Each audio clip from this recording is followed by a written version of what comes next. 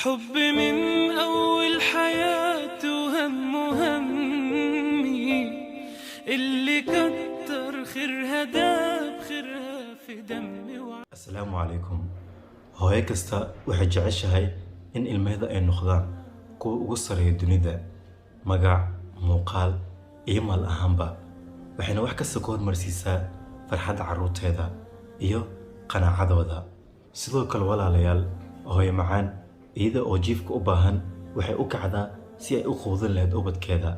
xanuunka iyada hayo ma dareento, balse waxayse aad ugu damqataa xanuunka ubadkeeda.